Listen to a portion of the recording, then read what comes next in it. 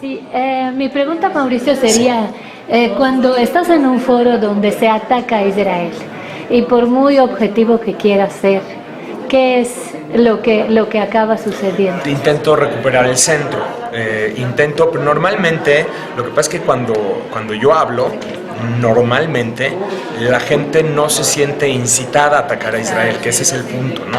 Ese es el punto, porque yo planteo el tema a partir de temas de entendimiento, de temas de escenarios, de estrategias, en temas por ejemplo, desde la perspectiva de las emociones sociales, ¿no?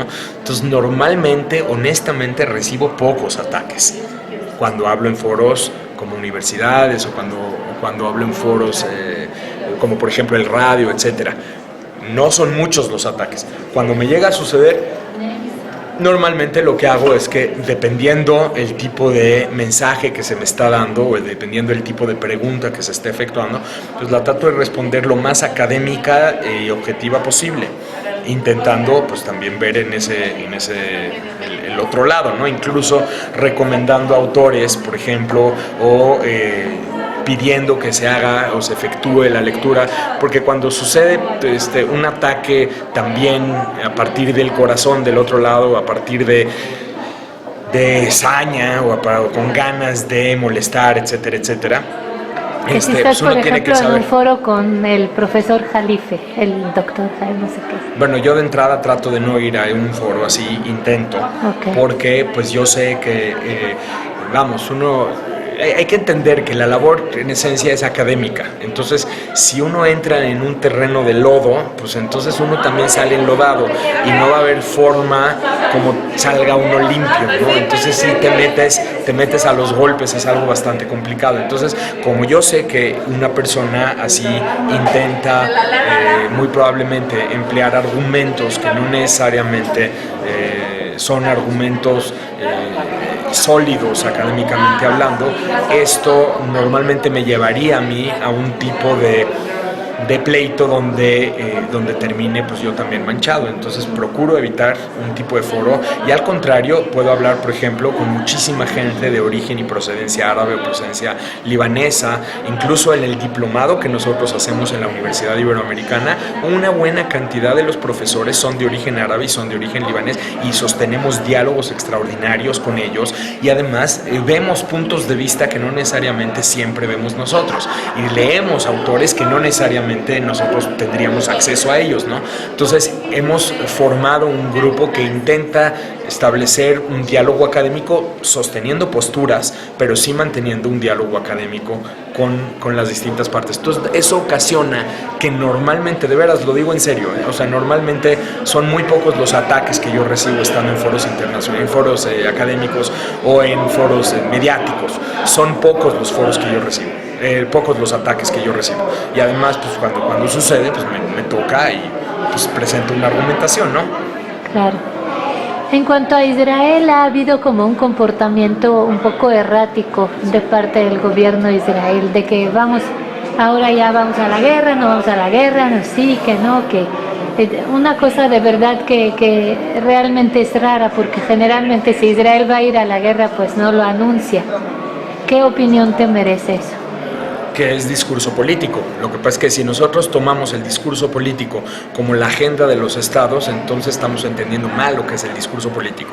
El discurso político, y Netanyahu sacando un dibujito en la ONU, es un acto discursivo, no es un acto de acción política. Bueno, sí es acción política en tanto es discursivo, pero ahí está dirigiendo, el discurso se dirige para producir un determinado efecto en determinadas audiencias. Si se dice lo que se dice, se está intentando impactar determinadas audiencias para que reaccionen de cierta manera. Entonces hay que entender a quién le está hablando Netanyahu específicamente, ¿no?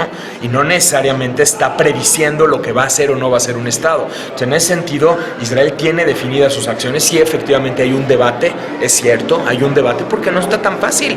Y hay que entender que no está tan fácil. No es, pues entonces ataca a Irán y automáticamente eso va a representar una victoria contundente y vas a acabar con su programa nuclear.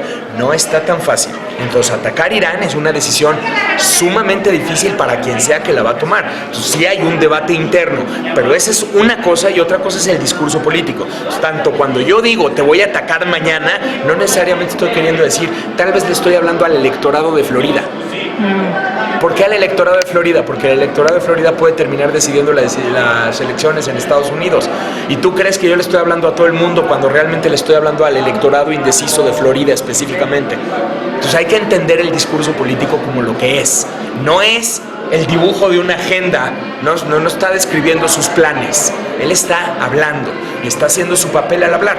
Podemos estar de acuerdo con eso o no, pero él está haciendo un papel. Se va a presentar en la televisión de Estados Unidos un domingo en la mañana y le va a decir al público estadounidense que está a punto de votar, al público estadounidense le va a decir que la guerra con Irán es inminente, porque también sabe que eso va a mover a la gente en determinado sentido. 71% de los votantes de Florida y 61% de los votantes de Ohio, dos estados clave, sale en una encuesta la semana pasada, consideran que el tema de Irán es muy importante. Esto lo sabe Netanyahu. Y quiero que entiendan que esa es a la gente a la que se le está hablando. Entonces su reacción, claro, posteriormente cuando nota que el discurso no está teniendo el impacto que él quisiera que tenga, cambia el discurso. Y eso es lo que nosotros vemos como errático, ¿no? ¿Quién es mejor para Israel, Obama o Romney? Mira, es que es complicado porque de un lado uno podría decir que Romney ha mostrado posiciones más afines con las posiciones de Netanyahu específicamente y ha mostrado un entendimiento más claro de lo que parece ser el interés nacional de Israel. Pero por otro lado también hay que cuestionarse si no la reacción agresiva que tuvo Bush para con determinados actores generó al mismo tiempo una espiral ascendente que hoy en día tiene a Irán sintiéndose amenazado y por lo tanto la necesidad de defenderse a través de un programa nuclear. O sea, hay que entender que no necesariamente lo que aparece o lo que aparenta es lo que es. Claro, Obama ha tenido una reacción sumamente errática, también es así, es una acción muy errática para con Medio Oriente. Entonces Israel no necesita un demócrata o un republicano, Israel lo que necesita es el entendimiento de sus intereses y una acción consecuente a ese entendimiento. Y si es cierto, hay que decirlo, Obama ha mostrado bastante descuido para con la región en su conjunto, incluido Israel, incluido el proceso Israel-Palestina. Sí es cierto. Entonces, si a Israel le conviene eso, no, eso queda claro. Pero si a Israel le conviene la postura de Bush, que es totalmente pro-israelí, que es totalmente una postura muy agresiva, mi punto de vista es que tampoco le conviene una posición en ese sentido, porque entonces no puedes funcionar como mediador ante israelíes y palestinos, por ejemplo, o ante Israel y el mundo árabe, o ante Israel e Irán, porque eres percibido como pro-israelí, entonces eres parte del enemigo, ¿no? Entonces, me parece que habría que mediar entre estos dos temas. Y la última pregunta, ¿está Israel en peligro de extinción si Irán consigue la bomba? No necesariamente, aunque el tema es muy complicado. Si Irán fuera un actor racional o se comporta racionalmente, las bombas nucleares no son para emplearse. Las bombas entre los distintos actores, después de la Segunda Guerra Mundial, que es cuando surgen, son un armamento esencialmente disuasivo y funcionan para disuadir al otro de ser atacado.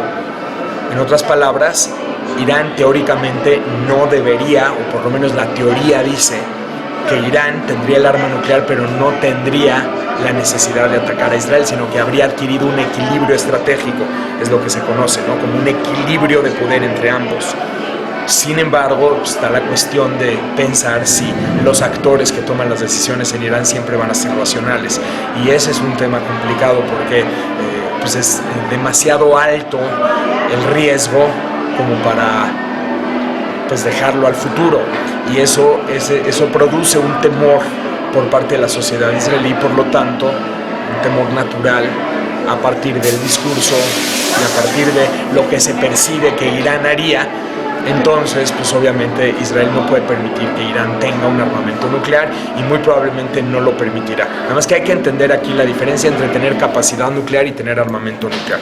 Pero pues, supongo que ese es un tema que tocaremos en otro momento, ¿no? Muchas gracias, Mauricio. Muchas gracias a ustedes, al contrario. Gracias. Gracias.